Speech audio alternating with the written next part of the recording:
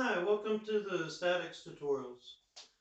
So for this problem, we need to find the centroid of this flat plate.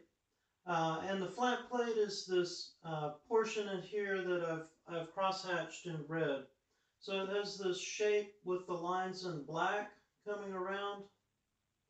And then it also has a circular hole that's been removed from this location over here. The dimensions are in the kind of light blue color here. And so what we need to do is recognize basic shapes in this and then figure out the centroids and the areas of those shapes, and then we can, through that, figure out the centroid of this composite body. So there's a lot of different ways you can break these up. The way I did this one was I did an overall square that went around that was part number 1. And then part number 2 is this negative area that's going to be removed. So this kind of purple color here, number 2. And then this triangle here is number 3 that's also going to be removed. And then number 4 is the area inside the circle that's going to be removed. I would recommend doing a table when you work through these kinds of problems. It helps keep everything organized. And then if you do make a small error when you're going through and working the problem, with the table it's much easier to go back and correct the mistake. So our table's going to be the area here, the x centroid of each part, and then we're going to need the sum of the x centroid times the area. So that's for each part. Then we're going to have the y centroid, and then we'll have the y centroid times the area. When you're doing a table, make sure that you go back and label your units just along the top, and that way you don't have to keep writing your units in every cell with the table. So let's take a look at each one of these parts. So the bigger outer one is just an 8 by 8 square. So its area is going to be 8 times 8 is 64. Its x centroid, starting from here as our origin, is going to be over half, so over 4. Its y centroid is going to be up half, so up 4. And let's look at number 2. Number 2 is the square that sits up here. So its area is going to be this 4 by 4. So 4 times 4 is 16. But it's removed from the area, so it needs to be a negative area, so we've got negative 16 on this. The x centroid of this is going to be over 4 to get to this corner, and then over another half of 4, so over another 2, so that would give us a 6. And then the y centroid is going to be up 4, and then up half of the height, so up another 2, so a total of 6. For number 3, our triangle, the area of the triangle is 1/2 base times height, so it's going to be 1/2 of the 4 times the 4 height. It's removed, so again, it's going to be a negative area, so we get a negative 8 for that.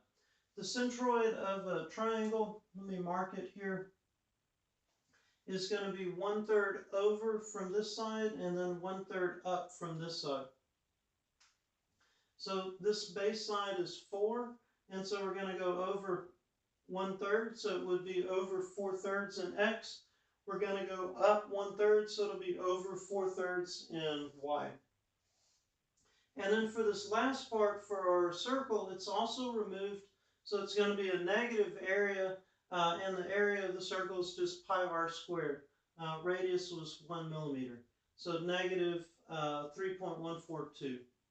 The x centroid is marked here at 6, so we'll put in a 6 here. The y centroid is marked here at 2, so we'll put in a 2 here.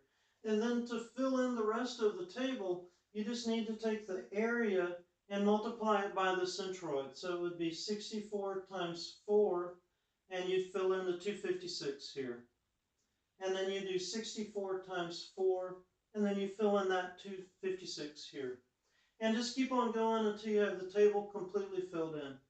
You only need to sum up these 3 columns here. So you need to get a total area. So sum this up, pay attention to the positive and negative signs. If it's negative, make sure it's subtracted out. Our total area is then 36.86. And then you'll need to sum this column, which is the x centroid times each part area. And we get 130.48. Again, be careful of your positives and negative signs. These are negative, because the areas were negative and the x-centroid distance were positive. So it was a positive times a negative that gave us a negative. So here's our sum. And same thing for y tildes times areas. Just sum it up and we get the 143. And then to do our x-centroid is defined as just the sum of y tilde times area divided by the total area. So it's going to be our 130.48 divided by our total area of 36.86 gives us 3.54. And then for our y-centroid, it's going to be the same formula, just with the sum of the y tilde times a, so 143, divided by that same area, the 36.86. That gives us 3.88. And then it's always a good idea to just go back and plot that on your diagram. So we have 3.54 would be about here, and then up about 3.88 would be somewhere about here. So that's where we're thinking our centroid is. That looks fairly reasonable. We've got this triangular portion that's removed on this side. So that would shift our centroid a little bit in this direction. And we have this circle that's removed, so it's going to shift our centroid a little bit more in this direction from the middle. So I think that 3.5 makes sense. And then again, for our y-centroid, we had this triangle that was removed versus the square up here, so that's going to shift it down a little bit. But then we have this smaller circle that's removed, which is going to shift it back up a little bit, but not quite as much as the effect of the triangle being removed. So I think that the 3.9 that we're getting almost back to 4, almost back in the middle, makes sense for that value. Well, thanks for watching.